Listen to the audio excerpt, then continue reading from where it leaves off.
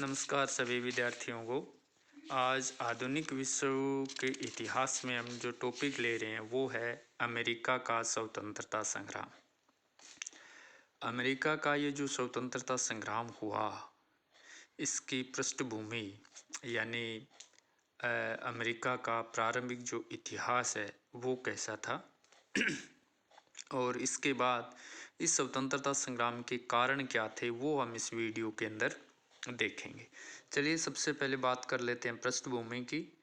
तो पृष्ठभूमि की बात करें तो आप देखेंगे कि संयुक्त राज्य अमेरिका जो आज विश्व की सबसे बड़ी शक्ति बनी हुई है, वह 17वीं शताब्दी के आरंभ में अपने विकास के आरंभिक अवस्था में था और यूरोपीय देशों की अधीनता में था, जिसमें इंग्लैंड, फ्रांस, स्पेन जैसे जो देश है उनका ये उपनिवेश था। अमेरिका पहुंचने वाले प्रथम यूरोपीय लोग 1000 ईस्वी के लगभग आइसलैंड एवं ग्रीनलैंड के नॉर्थ समुद्री लोग थे, लेकिन उनकी खोजों के बारे में यूरोप को जानकारी नहीं मिल पाई। अमेरिकी महाद्वीप पर इसके बाद सबसे पहले पहुंचने वाला व्यक्ति था क्रिस्टोफर कोलंबस। देखिए ये जो वीडियोज़ हैं ये आपके कॉम्पिटिटिव एग्ज़ाम की दृष्टि से भी बड़े महत्वपूर्ण हैं, क्योंकि वर्ल्ड हिस्ट्री से संबंधित जो भी पेपर आप अटेंड करेंगे कॉम्पिटिटिव एग्ज़ाम में, तो मान के चलिए कि इन वीडियो से ही क्वेश्चन आएंगे, तो इसलिए इनको ध्यान से सुने और समझें। तो पहला व्यक्ति जो अमेरिकी महाद्वीप पर पहुंचा वो क्रिस्टोफर कोलंबस था, जो भारत को खोजते हुए 12 अक्टूबर 1492 ईस्वी को वेस्ट इंडीज़ की भूमि पर पहुंच गया। पोप द्वारा दी गई एक स्वीकृति के अनुसार इस नए संसार पर स्पेन को उपनिवेश बसाने के अधिकार मिल गए। अब अमेरिका का नामकरण अमेरिका कैसे हुआ, तो वो एक इतालवी खोजकर्ता थे अमेरिगो वेस्पूची, जिन्होंने 1499 ईस्वी में अमेरिकी महाद्वीप का विस्तृत इन्वेंशन किया, भ्रमण किया और यह तथ्य सामने रखा कि कोलंबस द्वारा जो खोजा गया क्षेत्र है वो इंडिया न होकर एक नई दुनिया है, एक नया महाद्वीप है जो एशिया से भिन्न है। इसी कारण इस नए क्षेत्र का नाम है अमेरिगो वेस्पूची के नाम पर ही अमेरिका रखा गया।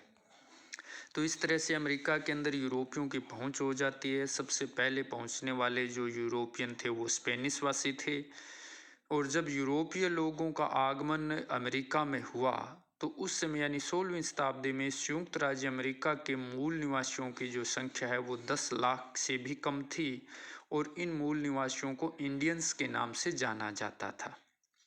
1565 ईस्वी में स्पेन वासियों द्वारा संयुक्त राज्य अमेरिका के फ्लोरिडा क्षेत्र, जो कि अमेरिका के दक्षिण के अंदर है, वहां पर सबसे पहले एक बस्ती बसाई जिसको सेंट ऑगस्टीन बस्ती के नाम से जाना जाता है। संयुक्त राज्य अमेरिका में यूरोपियों द्वारा बसाई गई ये पहली बस्ती थी। इतिहास के विद्यार्थी जरा ध्यान दें, कई कॉम्पिटिटिव एग्जाम्स में ये पूछा भी गया है कि यूरोपियों द्वारा अमेरिका में बसाई गई पहली बस्ती कौन सी थी, तो वो बस्ती थी सेंट ऑगस्टीन। और किसने बसाई थी? स्पेनियों ने। अब बात धीरे धीरे वहाँ इंग्लैंड के लोग भी पहुँचे, फ्रांसीसी भी पहुँचे। तो इंग्लैंड वासियों के द्वारा जो अमेरिका में सबसे पहली बस्ती बसाई गई वो 1607 ईस्वी में बसाई गई और उसका नाम था जेम्स टाउन। तो फिर इस तरह से फ्रांस भी पहुंचा और धीरे धीरे इंग्लैंड ने सप्तवर्षीय युद्ध में फ्रांस को पराजित करके और एक तरह से पूरे अमेरिका पर नियंत्रण कर लिया था। तो 1763 से लेकर 1783 के दौरान अमेरिका में उपनिवेशवासियों ने ब्रिटिश आधिपत्य से मुक्ति के लिए ब्रिटिश सरकार से एक दीर्घकालीन युद्ध लड़ा, जिसे अमेरिका का स्वतंत्रता युद्ध या संग्राम के नाम से जाना जाता है। तो ये इसकी पृष्ठभूमि थी। अब हम चर्चा कर लेते हैं अमेरिकी स्वतंत्रता संग्राम के कारण क्या थे। तो सबसे बड़ा कारण था राजनीतिक मतभेद।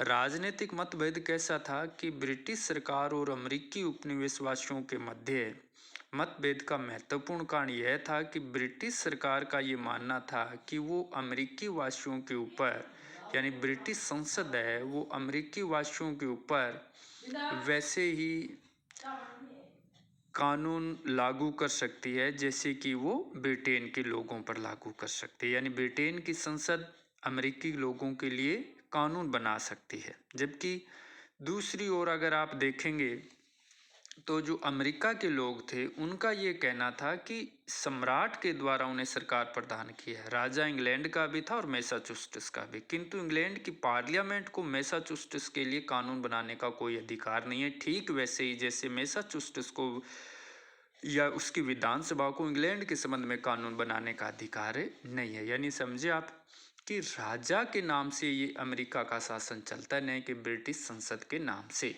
और इसलिए ब्रिटिश संसद कोई भी कानून बनाए वो अमेरिका पर लागू नहीं हो सकता है। हाँ, अगर राजा को पैसों की ज़रूरत है तो अनुदान के रूप में प्राप्त कर सकता है, लेकिन ब्रिटिश प्रजाजन पर, चाहे वह ब्रिटेन में हो या अमेरिका में, अपने ही प्रतिनिधि द्वारा और उसी के मार्फत कर लगाया जा सकता है। दूसरा जो इनके संघर्ष का कारण था वो था आर्थिक संघर्ष, आर्थिक क्षेत्र था। इसमें आप देखेंगे इंग्लैंड की सरकार ने अपने वाणिज्यवाद हितों की सुरक्षा के लिए अमेरिकी उपनिवेशों के लिए अनेक प्रकार के अधिनियम पारित किए। इन अधिनियमों से अमेरिका वासियों में आर्थिक असंतोष उत्पन्न हुआ, जो क्रमशः घनीभूत होकर अमेरिकी स्वतंत्रता संग्राम या क्रांति का महत्वपूर्ण कारण बन गया। ऐसे अधिनियम में मुख्य रूप से था सबसे पहले नौ संचालन कानून यानी नेविगेशन एक्ट।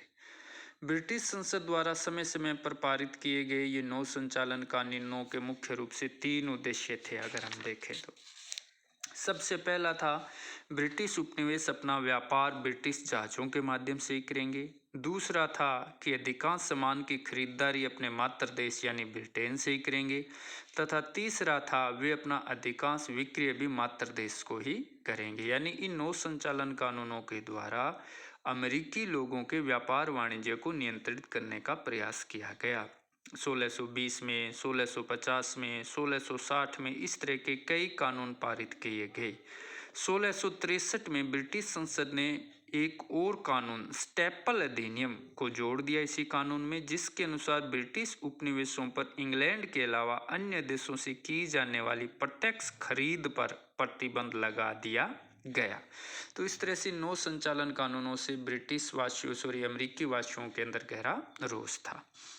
अगला जो आर्थिक कारण है उनकी अगर हम चर्चा करें तो वो है व्यापारिक एवं औद्योगिक नियंत्रण।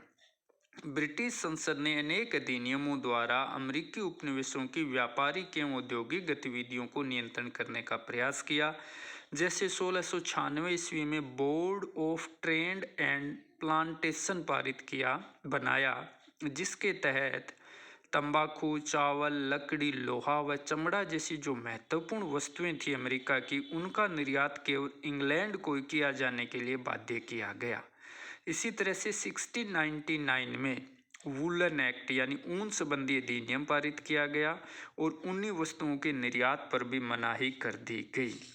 1750 में इसी तरह के कानून द्वारा अमेरिकी उपनिवेशों में लोहा वस्तुओं के उत्पादन को सीमित एवं नियंत्रित कर दिया गया। अब तीसरा देख लेते हैं सीरा अधिनियम। ये बहुत ही महत्वपूर्ण अधिनियम है। इसको मोलेसस एक्ट यानी सीरा अधिनियम 1733 के नाम से जाना जाता है। अमेरिकी उपनिवेशियों के लिए सबसे कटु अधिनियम था, जिसका स्पष्ट उद्देश्य अमेरिकी उपनिवेशियों एवं फ्रांस तथा स्पेन द्वारा अधिकृत वेस्ट इंडीज के मध्य होने वाले अत्यंत लाभकारी व्यापार की समाप्ति थी।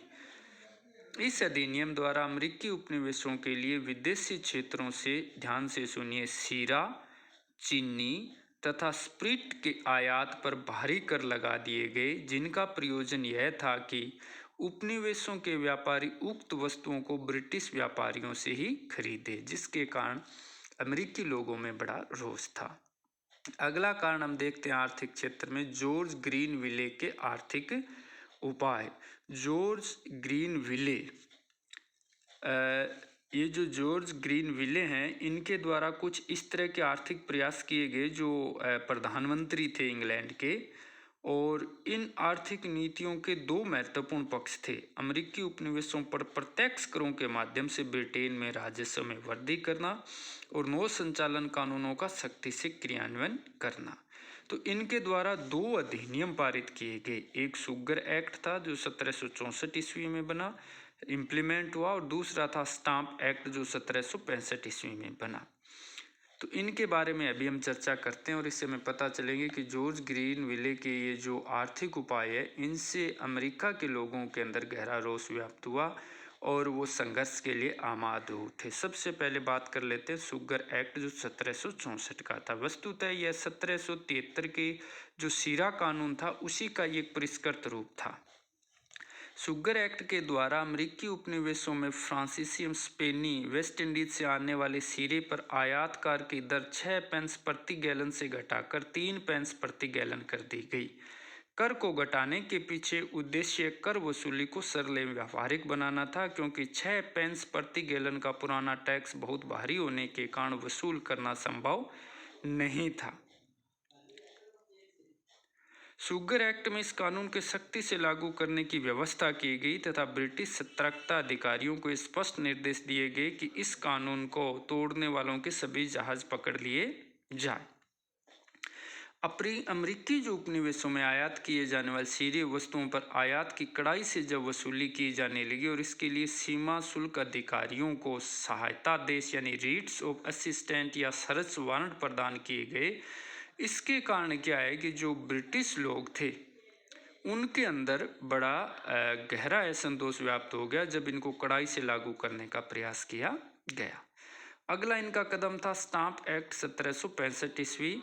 इसमें अमेरिकी उपनिवेशों के लिए स्टाम्प एक्ट पारित किया गया, जिसके अनुसार समाचार पत्रों तथा कानूनी एवं व्यापारिक दस्तावेजों पर स्टाम्प कर देना अनिवार्य कर दिया गया। यह बहुत ज़्यादा नहीं था और इनकी आमदनी से अमेरिका में रखी जाने वाली ब्रिटिश सेना के खर्च का एक हिस्सा वसूल किए जाने का उद्देश्य था। लेकिन यह पहली बार था कि स्टाम्प एक्ट के माध्यम से उनसे प्रत्यक्ष कर वसूली की जा रही थी।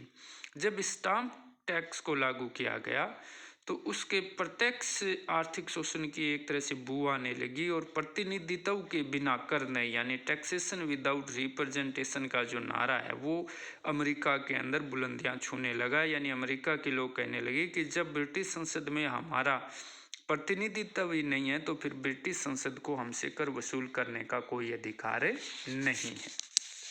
तो इस तरह से इन करों का भारी विरोध हुआ। इसके बाद हम चर्चा कर लेते हैं टाउनसेंड कर अधिनियम 1767। तो जब ये 1767 में ब्रिटिश सरकार एवं अमेरिकी उपनिवेशों के अंदर तनाव की स्थिति उत्पन्न हो गई तो चार्ल्स टाउनसेंड तत्कालीन ब्रिटिश सरकार के अंदर प्रमुख राजकोषीय अधिकारी थे और उन्हीं के नाम पर कुछ अधिनियम है वो पारित किए गए।